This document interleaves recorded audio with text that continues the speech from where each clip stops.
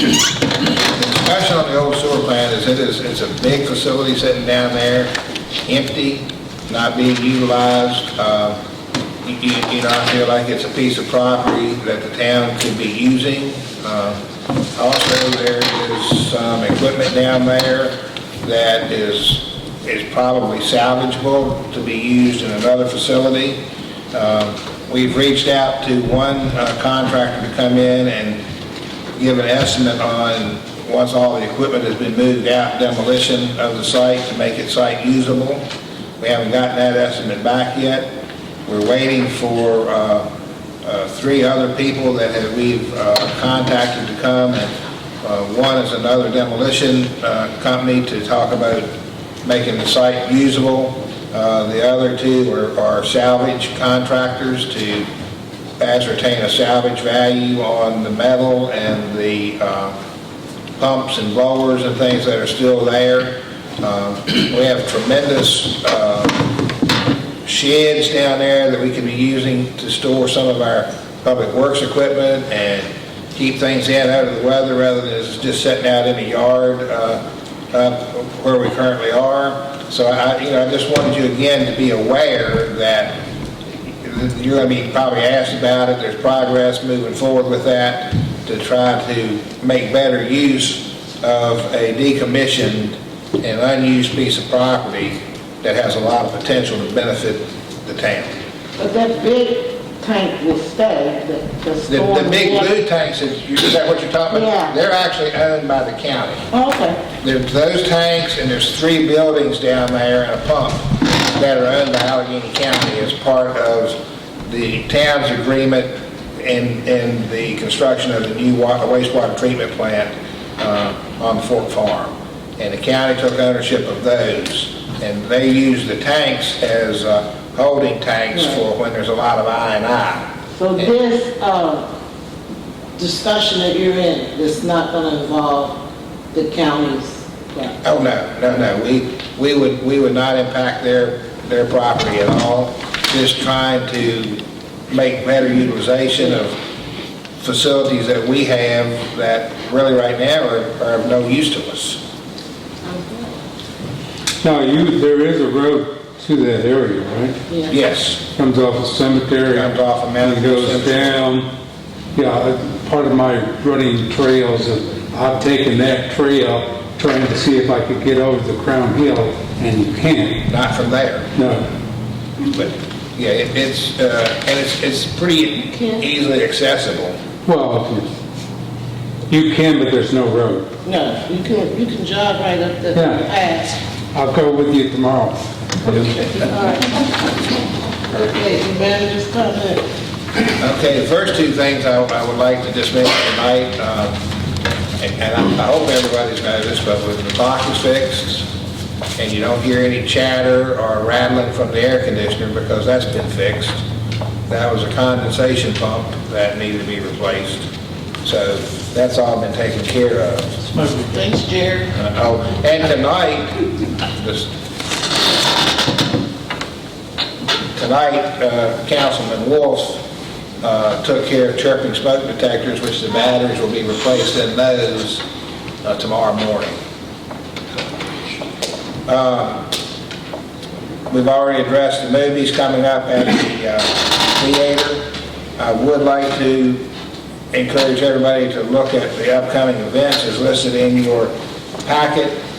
And there's one thing that didn't make it to the list, and that's the Fall Festival, which is October the 15th, 16th, and 17th.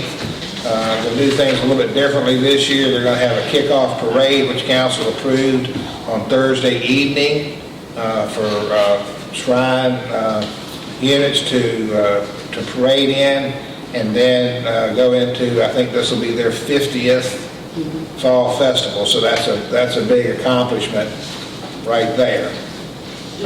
Excuse me. Do they have a time for the little parade? They have not given us that yet, and you hadn't heard anything, Chief, but I think it's going to be sometime right around dusk. Okay.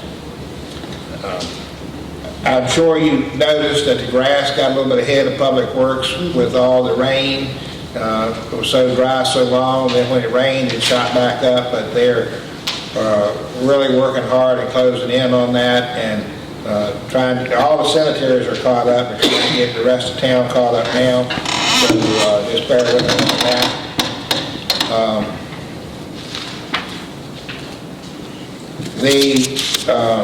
403 East Ridgeway building that used to house uppercuts that the town owns had a structural review done by Sept Design. We got the report back from them last Friday. Really haven't sat down and looked through that at length, but it's going to need quite a bit of foundation repair and restoration. And once we can sit down and go through that piece by piece, we'll be bringing that back to council for a decision on how to proceed with that. And the Armoy bathrooms, which have been an issue for, what, a year now, Jeff? Yeah, at least. We put those out for bid, and we received 3 bids from 3 licensed and insured contractors. And we're at the point right now where all 3 of those bids greatly exceeded what we anticipated and what we even had fathomed that they would be. They range from $138,000 for 3 bathrooms all the way up to $298,000 for 3 bathrooms. So we've reached back out to the low bidder and asked them for recommendations on how we could streamline that expense and that cost, and we're waiting on a reply from them at this point in time.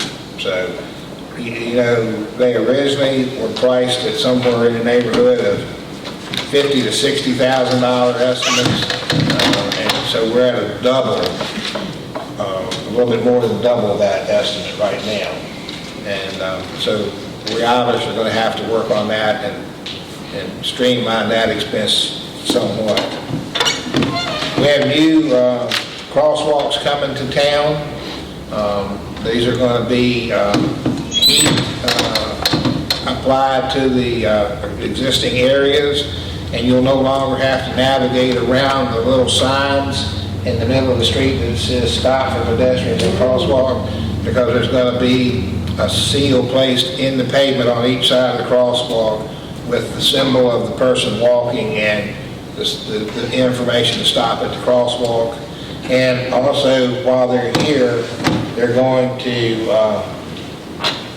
realign the parking on Church Street in front of the amphitheater and take those 4 spaces on that side of the street and make them pull-in parking and increase that to 10 spaces. So we're taking 4 parallel spaces, turning them into 10 spaces for pull-in parking. So that's going to be a big help over there. And that actually, they're supposed to take delivery on our materials by the 16th, so they anticipate getting in here before the end of the month to get started on those projects.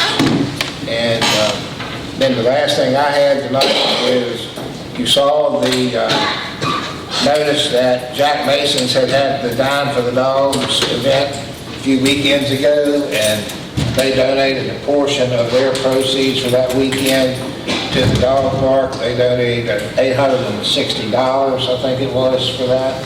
The town had agreed to match a $1,000 donation to that, and that's put us up to the point where we can actually get started on the dog park. The water line's going to be started going in next week. We've got to run roughly 70 feet of water line to get water down there. We have to have fresh water.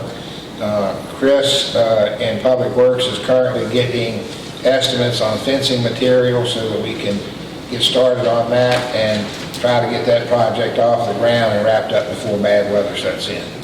If you walk down the trail, if you walk down the Smith Creek Trail, you will see the white flags along the trail in the area where it's going to be placed. That was the predetermined place as originally noted in the agreement. And that's all I have. Just a question. We're still awaiting a grant for the dog park, correct? Yeah, they turned us down. Oh, okay. Yeah, we So it's talked all about okay. that a month or so ago. Okay. Yeah, they turned us down for the 2nd year in a row.